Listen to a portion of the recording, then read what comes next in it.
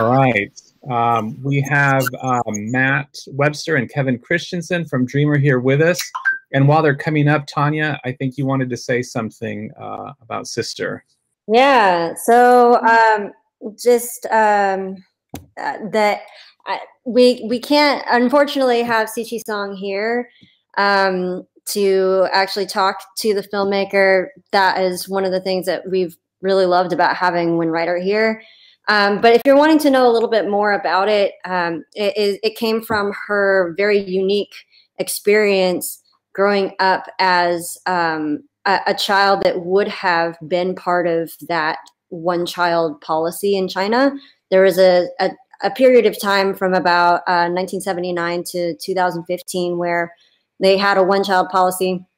Everybody else, she should have been aborted, and she actually grew up as that person, the only one of her friends that had a sibling, and it was just a very unique experience for her. And while she was making this at Cal Arts, the guy who voiced this, he like during production, they found out that, I mean, he had mentioned that when he was 4, his parents told him that he would have had a sister, and so he would sometimes wonder what life would have been like with a sibling.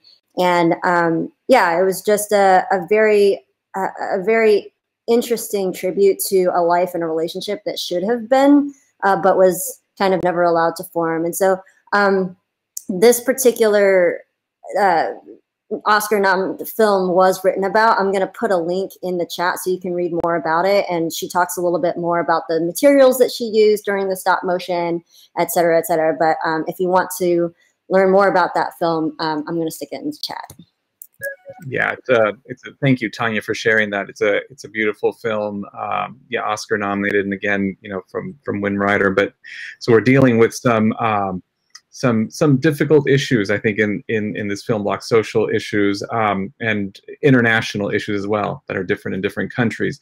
So yeah, I still don't see Matt and Kevin here. I think I see Matt coming up. Here comes Kevin. How you doing, Matt? Doing good. How about you? Good. What time is it for you, Matt, right now? It is 12:20 out here in the middle of the Pacific Ocean on the island of Oahu. So just getting into lunch here. All right. Well, welcome. So glad you're here. And by the way, appreciated the cameo of the sunscreen T-shirt at the beginning of your film there. But and welcome, Kevin. Thank you. Glad you're here. Get up on stage. Yeah, no worries. So if anybody has questions for Dreamer from the audience, go ahead. We don't have a lot of time, but I want to start right away with you guys. I know I was there for part of it, but tell me just the origin of this story. Sure. So this actually comes from one of my students out here at Hawaiian Mission Academy. He was part of my inaugural film class when we started the program out here. And after he graduated, he actually decided to tell his story, make known that he is a DACA recipient, and kind of the struggles he was going through at the time of, like, this was back in 2017. So 2017 is when I learned about this story. He's also, after he was trying to graduate and get into college, and he was having some difficulties even doing that, but wanted to be a filmmaker. So we started talking a little bit, and he's like, it would be great if we could get this story told somehow. Even, and I'm like, well, have you thought about actually making a small film about it? He's like, I want to, but it's finding the right connections to get this story told. And I was like, well, did you think about the sunscreen community? He came to Sunscreen when we were in Loma Linda back in 2016, got to experience Sunscreen. And he was like, that would be great. So Elvis is unfortunately unable to be here today with us. He's currently working with his schedule, but it's been a process since 2017, just getting this story told, making sure it was accurate compared to his story, and then also taking it from that and even expanding it more just beyond his story. So what we've started to do more recently is what you saw today was, of course, like more of a teaser per se of what is to come. That was about 4 minutes of the story, and it's not the full story. It's not Elvis's full story. So what we've started to do is go down more of a road of doing episodics. So Elvis's story, the cutoff you saw, it would continue with his story for about another 15 to 20 minutes. And then in this process, and Kevin, you can step in here as well and tell more, we've discovered even more people that we've personally know, and even doing research and finding people who are DACA recipients and just hearing their side of the story and what they're dealing with currently in our society. Yeah, the initial plan was we were going to be, I came on board because Matt was wanting to kind of step up the quality from it just being a documentary. He said, I've got a really great story here, but I want to make sure that it's told well and, at a high quality level. It's not just a nice 4K camera and a talking head. Like, how do we actually bring this to life?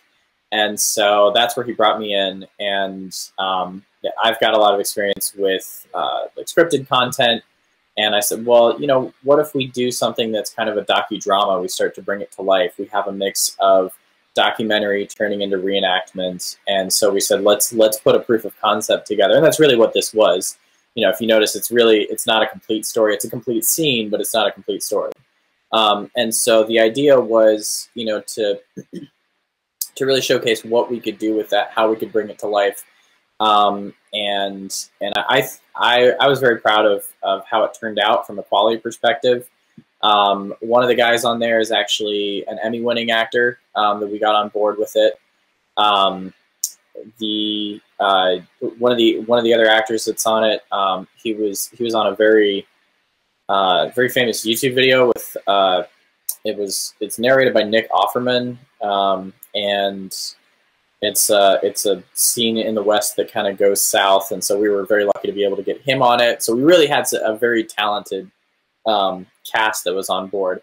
And the other piece of it that you didn't see it all on screen was we also hired a writer whose parents were undocumented immigrants to take Elvis's story and take the timeline of it and turn it into narrative scripted storytelling.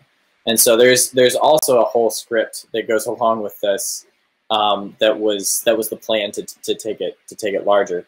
Obviously with COVID and everything else, and there's delays with stuff. All these things, they shift, and so we actually pivoted with it a second time when there was a pitch looking for documentary projects, and we wanted to do a project called Essential Personnel, where we were talking about DACA recipients who were on the front lines of what's been happening during COVID.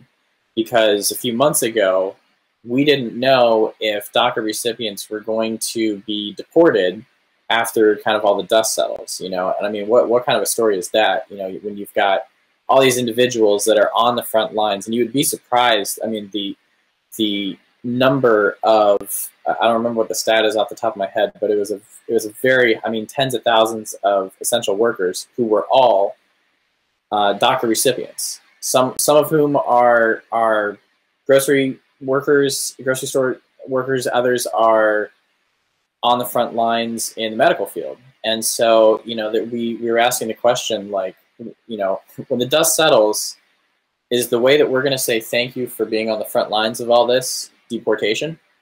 And so that's where what Matt was talking about of covering a number of different stories. Elvis's story was one that played into that. Yeah, and definitely a timely topic. And I know especially when you're right in the middle of it, there was so much uncertainty, like you were saying, in this country, especially in the previous administration here. But one of the things I want to talk to is because we're very happy at Sunscreen that we, help support you with a grant for this and the North American division as well. But just talk to me about working with a micro budget, that you had, which is what you did for that. The reenactment scene in particular is just so beautiful. Thank you. Yeah, it is a challenge, but it's honestly it's one of the things that one of the things that I get to brag about with other filmmakers when I'm on really big sets. Everybody has, you know, that one little story of like, here's how I pulled this off, here's how I pulled that off. One of the pieces that I was very proud of us pulling off with our budget was actually the trucks that we had. You know, the trucks that we had there, they looked exactly like. Kevin, I'm sorry, I'm gonna interrupt you. There's music coming through for a lot of people, so if everybody can just refresh right now. Okay, is it still coming through? I don't hear it, and I'll ask our team if everything's good, or if you guys give a thumbs up in the audience. If okay, keep going. Sorry about that. All right.